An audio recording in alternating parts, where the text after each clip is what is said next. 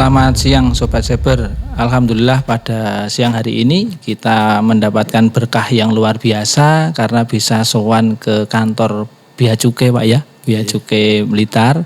Dan kebetulan juga mendapatkan berkah pada siang hari ini bisa langsung dengan Pak Akhyat Mujahidin Pak ya. Terima kasih. Dengan beliau yang nanti kita coba akan banyak hal yang ingin kami tanyakan Pak terkait dengan rokok, karena rokok itu biasanya menarik Pak, Nah ini mungkin kami mohon dulu Bapak untuk bisa menyampaikan Bapak di sini sudah berapa lama Pak Mujahidin? Saya di sini 1 tahun 8 bulan. 1 tahun 8 bulan Pak. Hampir 2 tahun. Nah, sekiranya sudah berkeliling di Blitar kota maupun kabupaten atau malah sampai ke karena wilayah kantor pelayanan Bea Cukai Blitar ini mulai dari Kota Blitar, Kabupaten Blitar, Kabupaten Tulungagung dan sampai dengan Kabupaten Trenggalek. Sampai Trenggalek Pak. Saya sampai ke Panggul pernah. Panggul Trenggalek. Untuk Panggul Trenggalek itu pernah untuk ngecek peredaran rokok ilegal di sana. Iya. Terus terkait dengan kampanye gempur rokok ilegal ini Pak. Ini kan kalau tidak salah kami baca atau mungkin kami kan mulai dari 2016 Bapak itu. Sebenarnya tujuan utama dari kampanye itu apa sih Pak?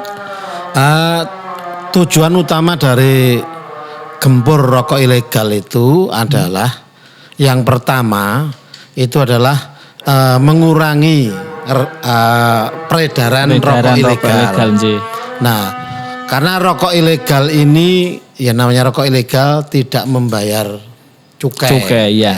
Sehingga kalau ini kita peredarannya ini kemudian kita tekan, efeknya nanti pasar yang selama ini diisi oleh rokok ilegal ini bisa diisi oleh rokok-rokok yang legal. Yang resmi istilahnya Pak ya. Kemudian akan menambah penerimaan negara. Jadi kan selama ini memang kegiatan untuk gempur rokok ilegal ini bagaimana peningkatan dari pendapatan negara Pak ya. Selain itu juga ini Mas, ada juga fungsi yang lain, salah satunya apa? Melindungi masyarakat dari dampak buruk rokok ilegal. Rokok ilegal itu kan kadang-kadang kalau dibuatnya itu kan tidak melalui standar yang resmi gitu kan. Standar yang baku, standar yang ini kadang-kadang tembakonya juga tembakau seadanya kan itu. Bisa jadi utis terus dikupas tuh dijadikan rokok kembali. Jadi kadang rokok bekas yang dijadikan campuran di tembakonya tadi. Nah ini kan bisa berdampak buruk terhadap konsumen. Terus giat yang selama ini sudah dilakukan dari kantor Bea Cukai sendiri Pak untuk pelaksanaan dari gempur rokok ilegal ini. Jadi Bea Cukai selama ini kita juga menggandeng pemerintah daerah. Nah, jadi kita ada kerjasama dengan pemerintah daerah. Nah, salah satunya Pak, sosialisasi ketentuan mengenai perundang-undangan cukai. Nah, sosialisasi ini nanti sampai ke kecamatan-kecamatan Mas. Jadi pemerintah daerah itu memfasilitasi itu. Dengan dana DPHJHT itu pemerintah daerah itu memfasilitasi. Difasilitasi sampai kemudian kita bisa turun ke kecamatan-kecamatan di masing-masing kabupaten itu untuk mensosialisasikan mengenai peraturan perundang-undangan cukai. Tentang cukai Pak ya. Nah ini kemudian juga selain sosialisasi selain kita lakukan di kecamatan-kecamatan itu dengan bantuan pemerintah daerah itu juga difasilitasi juga radio. Radio juga. Bahkan ada TV kalau beberapa pemerintah TV daerah yang punya Pak ya. Pemerintah daerah yang punya TV difasilitasi, menggunakan fasilitas itu dari ada. Kemudian juga publikasi itu selain sosialisasi adalah publikasi ini biasanya dibantu oleh pemerintah daerah melalui Diskominfo. Jadi Diskominfo kan punya tuh tempat-tempat misalkan contoh Videotron gitu ya. Nah itu ditampilkan di sana tuh. Tentang sosialisasi rokok ilegal atau mungkin semacam drama-drama sedikit kecil drama lah itu. Kayak iklan-iklan gempur rokok ilegal. Nah semacam itu terus. Nah itu biasanya difasilitasi oleh teman-teman di Diskominfo itu di masing-masing daerah. Siap. Dan kami pun dari kelompok informasi masyarakat mencoba untuk bisa bersinergi Pak ini. Karena kami salah satu garda terdepan dari Diskominfo di setiap kota kabupaten sebenarnya memiliki, dan kami memberanikan diri Pak sebenarnya tadi memberanikan diri untuk nanti akhirnya bisa sedikit banyak juga memberikan sosialisasi ke masyarakat. Mungkin nanti lebih sinerginya yang bagaimana mungkin bisa dikembangkan Pak sebenarnya. Ya itulah yang kita harapkan, semakin banyak yang terlibat di situ, maka semakin banyak masyarakat yang kemudian paham gitu. Paham pentingnya kita menekan atau mengurangi peredaran rokok ilegal ini. Semakin banyak yang terlibat di situ semakin banyak. Semakin banyak. Itu malah kami sangat suka gitu. Sangat senang sekali apabila kemudian masyarakat itu semua paham tentang ini. Dan kalau sudah paham, tentunya nanti peredaran rokok ilegal itu pasti akan bisa ditekan. Iya. Terus untuk wilayah Blitar Raya sendiri Pak, sejauh mana perkembangan pelaksanaan dalam kegiatan kepengawasan dari Bea Cukai ini Pak, untuk rokok ilegalnya? Nah, untuk wilayah Blitar, Kota Blitar, nah untuk Kota Blitar tuh alhamdulillah untuk Kota Blitar itu hitungannya gini. Kota Blitar ini mungkin income per kapita masyarakatnya itu sudah cukup bagus dibanding dengan daerah-daerah lain gitu. Ya, memang rata-rata peredaran rokok ilegal ini rata-rata atau sebagian besar itu dia beredar di daerah-daerah yang income per kapitanya rendah. Artinya daya beli masyarakat itu rendah. Iya. Nah itulah di daerah-daerah itu yang biasanya kemudian muncullah rokok-rokok ilegal ini. Namanya rokok ilegal mesti harganya lebih murah. Murah Pak. Jadi masyarakat itu kadang-kadang ya yang penting ngebul. Nah, tidak berpikir dampaknya apa belum lihat. Makanya di situ peran dari pemerintah daerah itu sangat besar. Sangat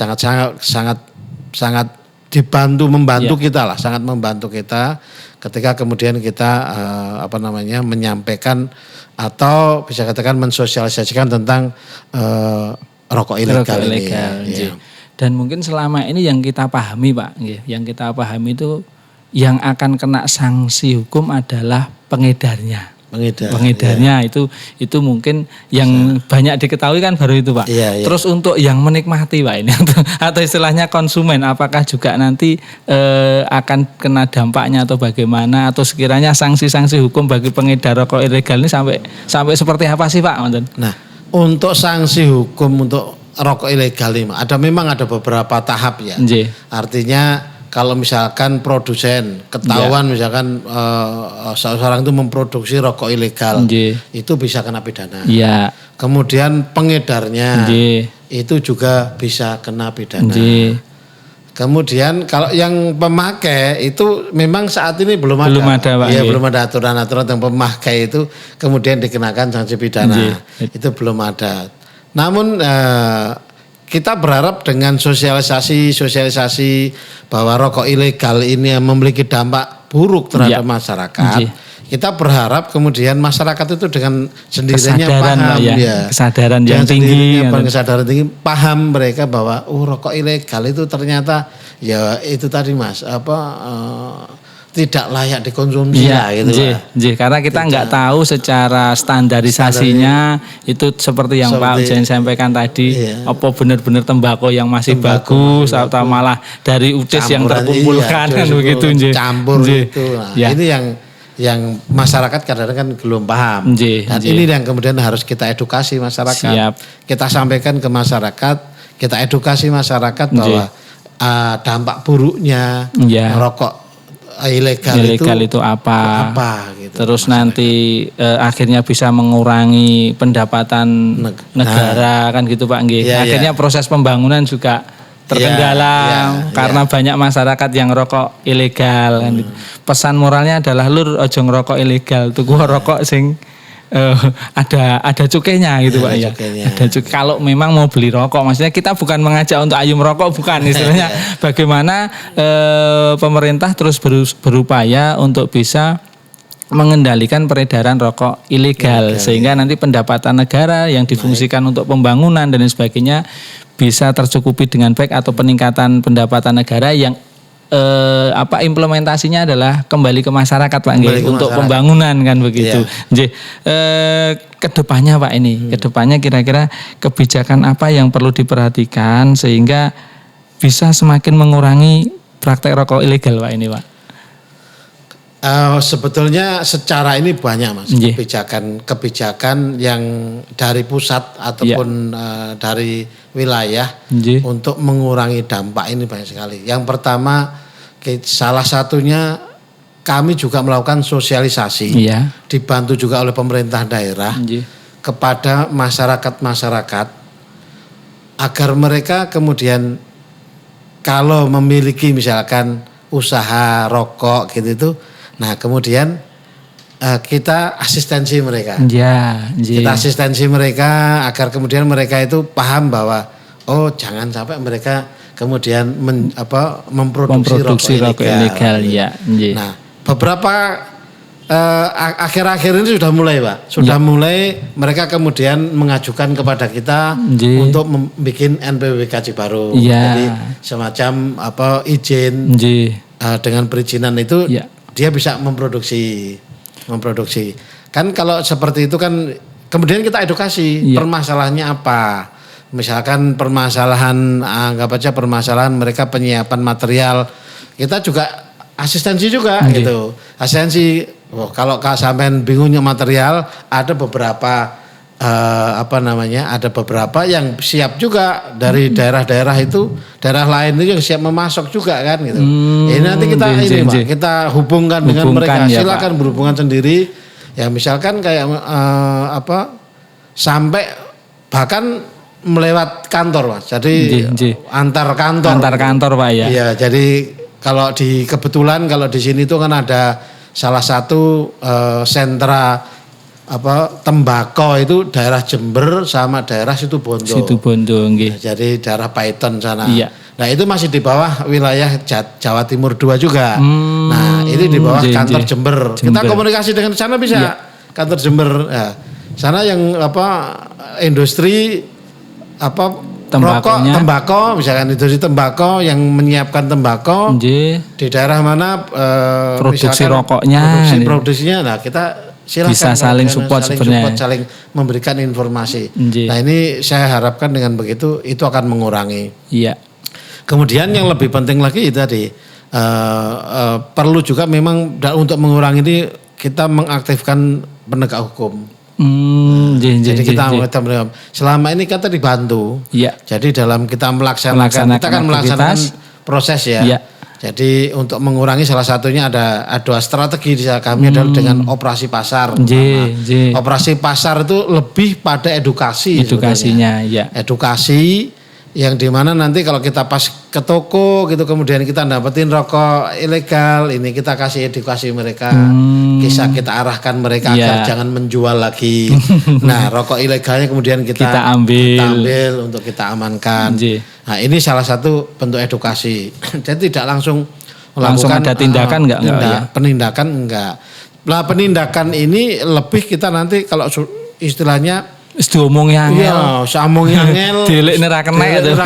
Wah, baru kita ini. Jemput Pak nggih. Jemput. Nah, selain itu juga ini ada juga misalkan dia pemasoknya siapa.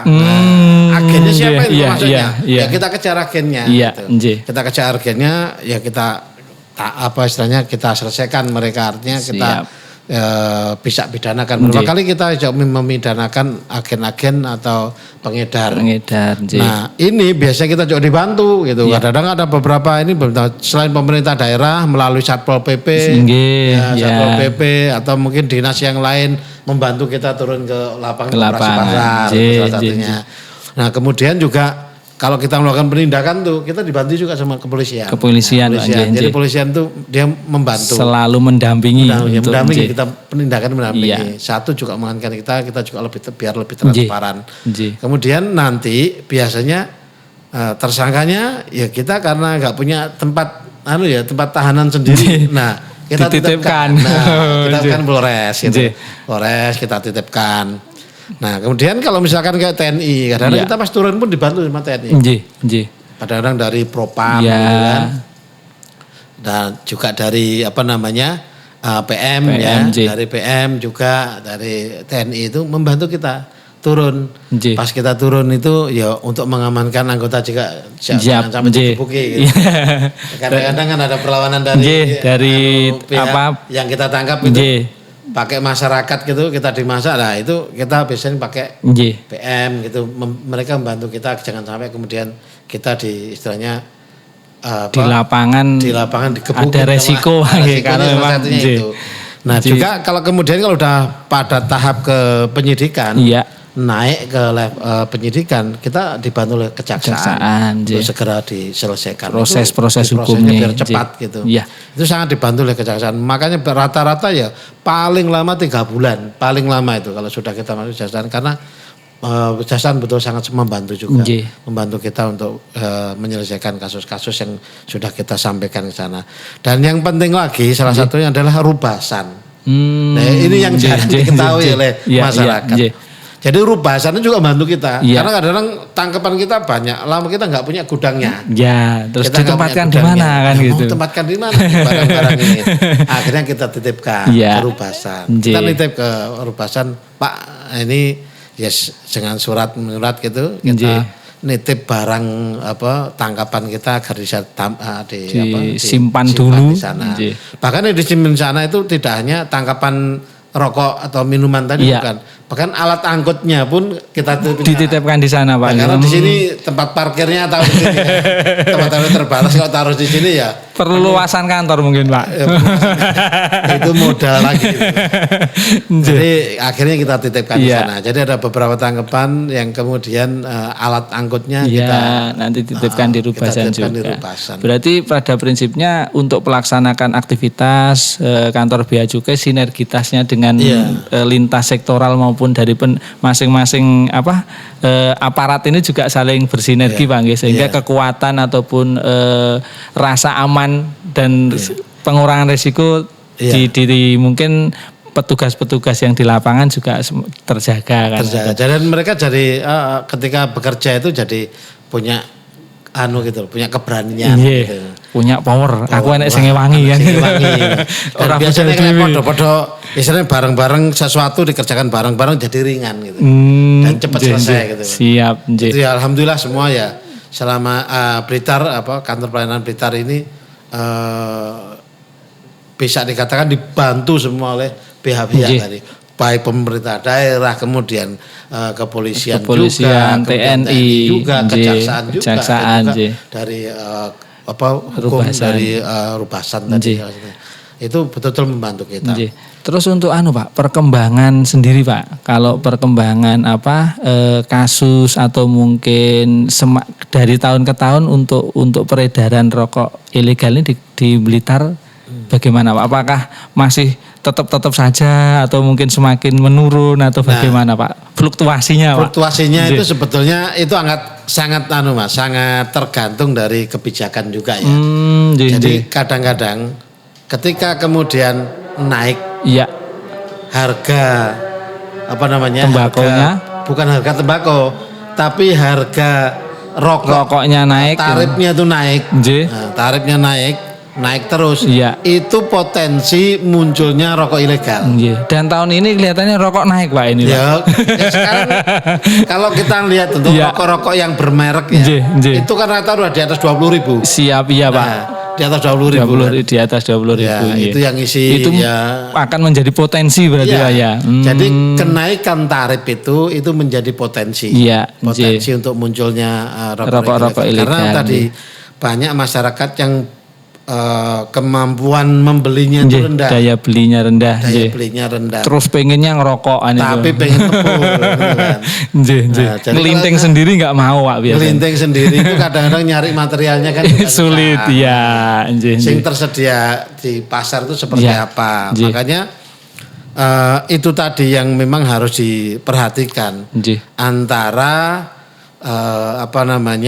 bagaimana perusahaan itu melakukan akses pasar. Akses pasar ya. Dan kemudian bagaimana konsumen itu melakukan akses produk.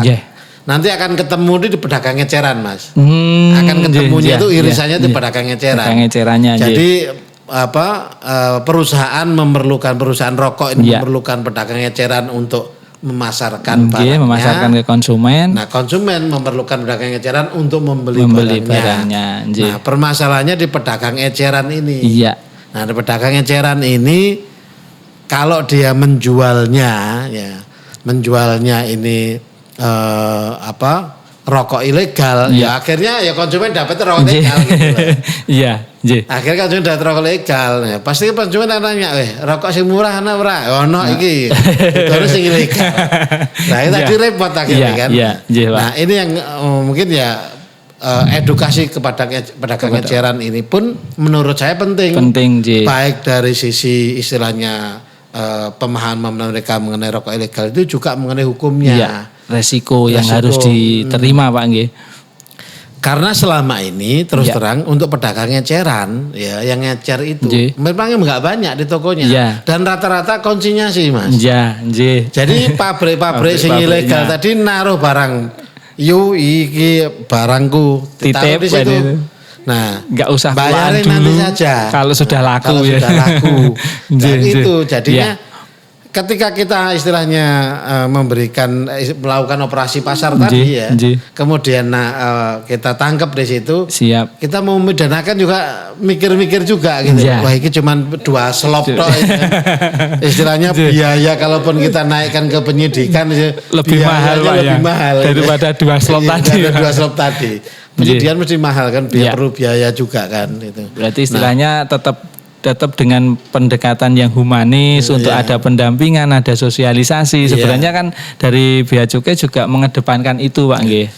Makanya kemarin itu salah satu yang saya usulkan ke pusat untuk melakukan perubahan terhadap regulasi ya.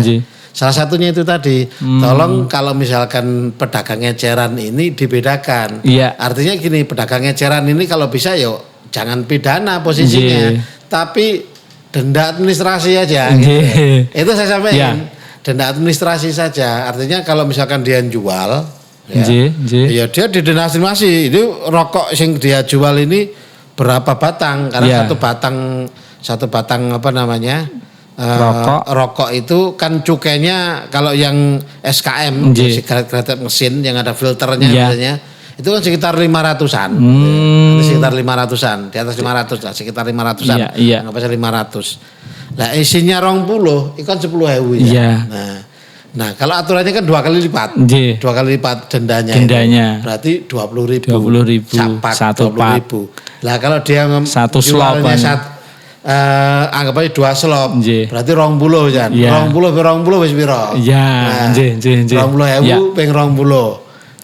Jadi sekitar udah mau cukup mau bisa memberatkan mungkin Pak. Iya, bisa memberatkan mereka. Maksud saya kemarin itu kalau bisa pakai denda administrasi saja. Nah, denda administrasi kalau dia yang dibebankan ke penjualnya pengedarnya tadi, ya dia suruh bayar sampai 400.000 kan kepikir-pikir. Iya, nah, jadi besok dititipin pun nggak mau, mestinya kan itu. Tapi kalau begitu berulang 3 kali mestinya kan juga nggak ada efek jerah Pak.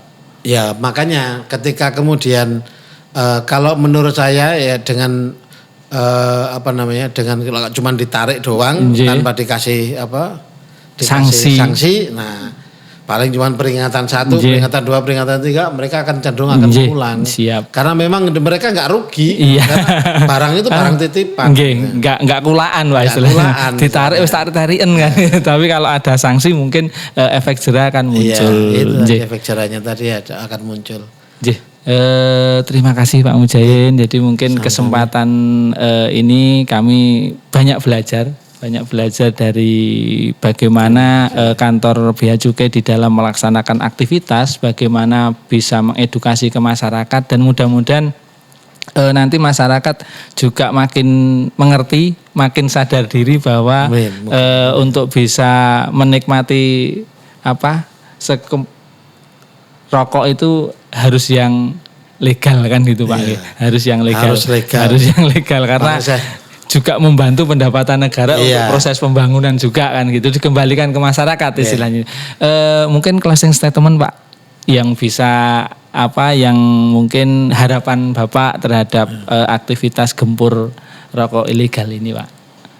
Ya, yang pertama saya ucapkan terima kasih kepada semua pihak, pemerintah daerah, kemudian kepolisian, TNI, kejaksaan, Urbasan yang sudah membantu kita ikut dalam membantu kita ikut dalam memberantas rokok ilegal. Iya. Dan tanpa mereka kami pun juga tidak bisa ngapa-ngapain juga.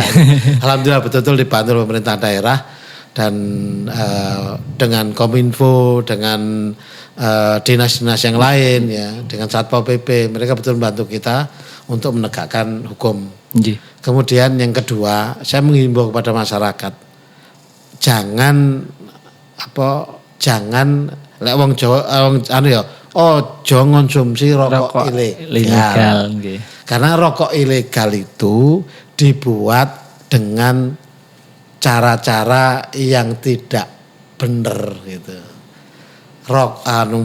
Bahan bakunya, tembakonya itu mungkin tembakau ya bekas gitu kan. Maksud tembakau yang sudah tidak layak kemudian dibuat rokok. Nah, makanya ya salah satu saya sampaikan ojo ngonsumsi rokok ilegal. Iku gila. Terima kasih Bapak. Jadi lur ojo ngonsumsi rokok ilegal. Iku gilani dawe beliaunya dan mudah-mudahan ini nanti akan bisa memberikan edukasi kita bersama sehingga nanti apa yang menjadi program dari kantor Bea Cukai Blitar bisa kita support. Demikian, terima kasih Bapak. Salam literasi, salam kreatif.